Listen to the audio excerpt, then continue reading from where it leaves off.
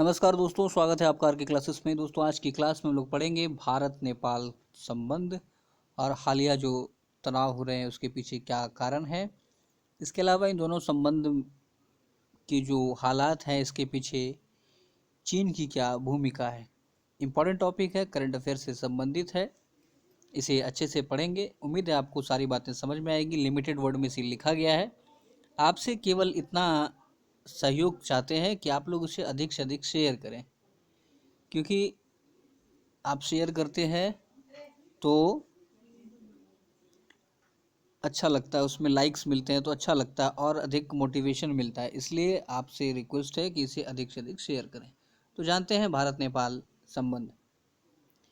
देखिए, भारत नेपाल का जो संबंध है ये भौगोलिक, सांस्कृतिक, आर्थिक, इन तीनों रूपों से जो है ये दशकों से बना हुआ है।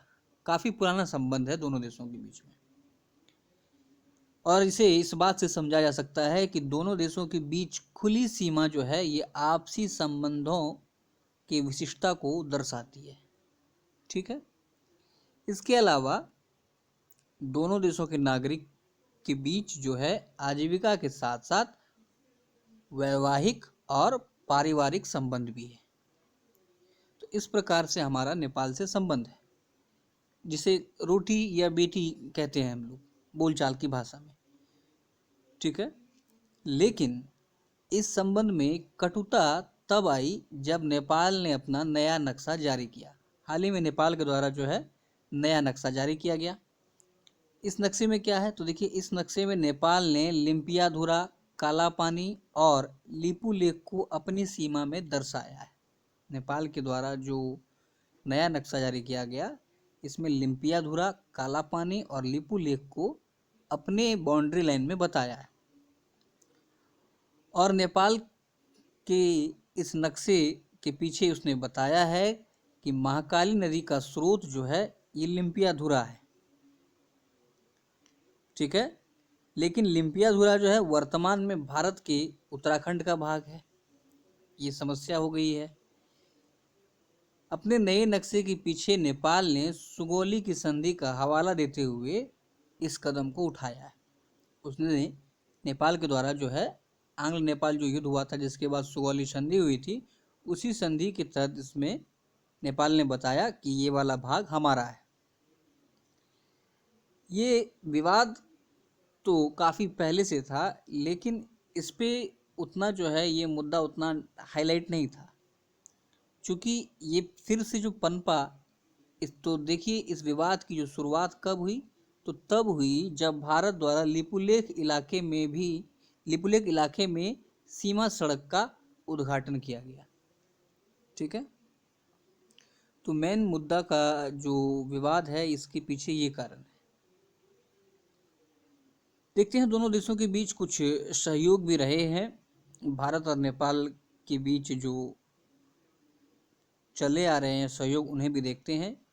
ध्यान रखें, भारत नेपाल का एक बड़ा व्यापार साझेदार है तथा दूसरे देशों से व्यापार करने हेतु भारत जो है ये नेपाल को परागमन की सुविधा भी प्रदान कराता है। जैसे जलीय मार्ग का जो व्यापार होता है, तो उसमें नेपाल के द्वारा जो है पश्चिम बंगाल के बंदरगाहों का प्रयोग किया जाता है। इसके अलावा देखें, कई भारतीय कंपनियां जो है ये नेपाल में विनिर्माण, बिजली, पर्यटन जैसे क्षेत्रों में कार्य कर रही है। इसके अलावा देखें, भारत के द्वारा नेपाल को समय समय पर जो वित्तीय सहायता भी प्रदान की जाती है। अगर रक्षा क्षेत्र में दोनों देशों के संबंध की बात करें, तो रक्षा के क्षेत्र में भारत नेपाल को उपकरण एवं प्रशिक्षण के जरिए नेपाल की सेना को आधुनिकीकरण में सहयोग करता है। ठीक है। और इसी क्रम में दोनों देशों के बीच 2011 से सूर्य किरण युद्धाभ्यास होता आ रहा है। ध्यान रखें, ये पीटी में पूछ सकता है, सूर्य किरण युद्धाभ्यास भारत नेपाल के बीच। इसके अलावा देखें, आपदा की स्थिति में भारत जो है नेपाल को तकनीकी सहायता एवं मानवीय सहायता भी मुहैया कराता है। संचार के क्षेत्र में भारत नेपाल कि अपने भारत नेपाल ने अपने नागरिकों के बीच जो है संपर्क बढ़ाने के लिए कई कनेक्टिविटी कार्यक्रम शुरू किए हैं। उदाहरण के तौर पर देखें तो हाल ही में बिहार के रक्सौल और काठमांडू के बीच रेलवे लिंक बनाने हेतु सहमति बनी। इसके अलावा मोतिहारी से अमलेखगंज तक जो है ऑयल पाइपलाइन बिछाने पर भी सहमति बनी है। तो ये सारे एक तो हमारा पड़ोसी देश है, और सांस्कृतिक रूप में भी आप चाहें तो इसमें लिख सकते हैं कि सांस्कृतिक रूप में जो दोनों देशों के बीच जो एक बड़ी आबादी है, हिंदू है या बौद्ध है, ठीक है। अगर गौतम बुद्ध का जन्म जो है नेपाल में, तो यूपी में कुशीनगर में जो है, तो काफ़ी पुराना, दशकों संबंध पुराना है। और इस तरह से नेपाल को भारत के द्वारा समय समय पर हर रूप में सहयोग किया जाता रहा है। लेकिन देखिए विवाद क्या हुआ, दोनों देशों के बीच विवाद का कारण जो है ये कैलाश मानसरोवर को जोड़ने वाला 80 किलोमीटर का एक रोड है, लिंक रोड है। ये नेपाल के अनुसार काला पानी के पास का यह क्षेत्र जो है उसके हिस्से में आता है, ठीक है। और इसी रोड के उद्घाटन के बाद नेपाल ने अपना नया नक्शा जारी कर दिया, जिसमें कि काला पानी, लिम्पियाधुरा और लिपुलेख को अपने देश का हिस्सा बताया। अब देखिए लिपुलेख जो है ये काला पानी के पश्चिम में स्थित एक क्षेत्र है, जो कि दोनों देशों के बीच विवादित क्षेत्र है। और भारत का कहना है कि भारत के अनुसार यह क्षेत्र जो है उत्तराखंड के पिथौरागढ़ जिले का हिस्सा है, जबकि नेपाल जो है, नेपाल इसे धारचूला जिले का हिस्सा बताता है। आगे देखते हैं। नेपाल के अनुसार देखिए लिम्पियाधुरा के पास से काली नदी का उद्गम होता है। ये नेपाल का कहना है कि काली नदी का जो उद्गम हो रहा होता है ये लिम्पियाधुरा के पास होता है। और लिम्पियाधुरा का जो पूर्वी भाग है ये उसका हिस्सा है, ये संधि का हवाला देता है उसमें। जबकि भारत का मानना है कि काला पानी से सीमा शुरू होती है और यहीं से काली नदी का उद्गम होता है।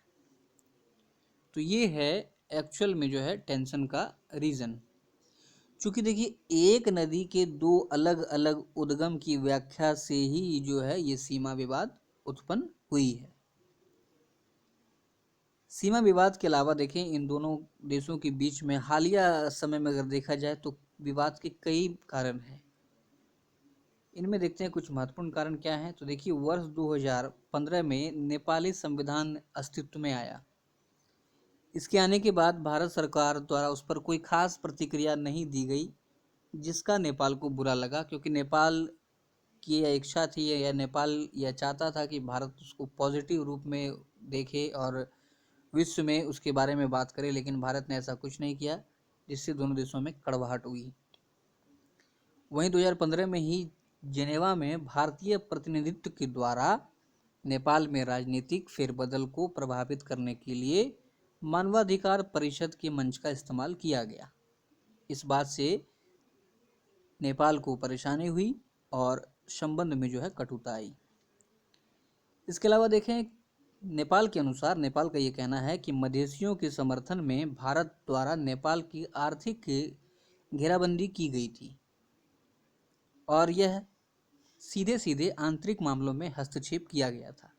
इससे पहले जो है भारत के द्वारा कभी भी नेपाल के आंतरिक मामलों में हस्तक्षेप नहीं किया गया था।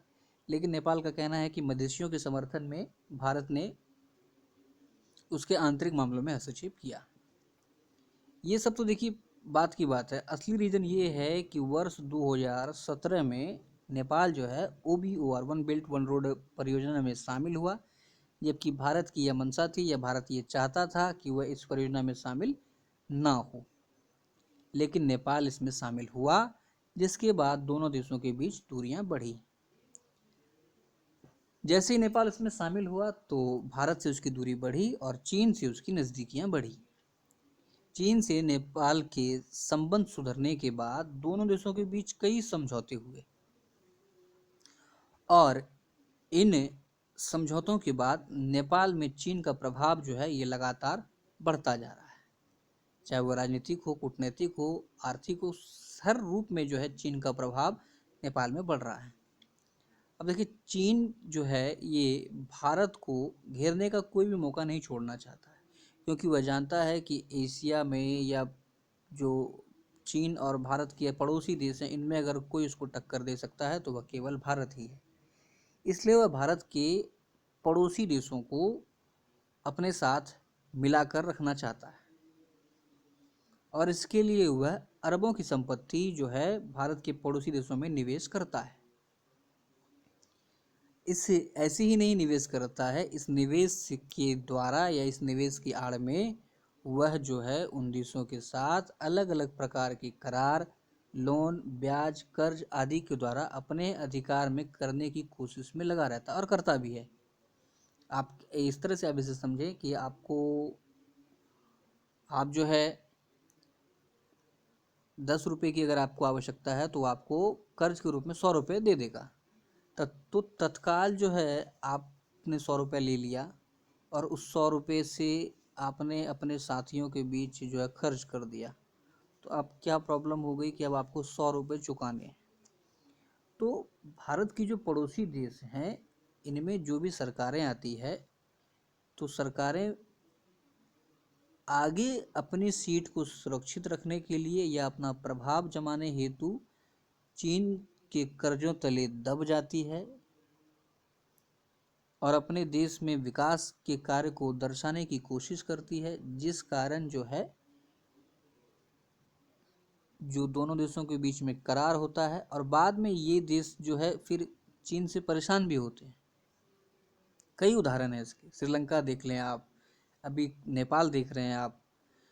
इसमें एक समस्या ये भी है, क्योंकि बुनियादी अवसंरचना में अभाव के कारण देशों की जो सरकारें हैं होती हैं, वे अपने पद को स्थायी रखने हेतु विकास को अपने देश में दर्शाने के लिए चीन के चुंगल में फंसती जाती है। और नेपाल में चीन का जो प्रभाव है राजनीतिक, आर्थिक, कूटनीतिक सभी रूपों में बढ़ा है। इसे देखिए, इस प्रकार से स्पष्ट रूप से समझा जा सकता है कि नेपाल के कई स्कूलों में चीनी भाषा मंदारिन को पढ़ाना अनिवार्य कर दिया गया, और इससे संबंधित जो भी खर्च आएंगे उसका वहन जो है चीन के द्वारा किया जा रहा है।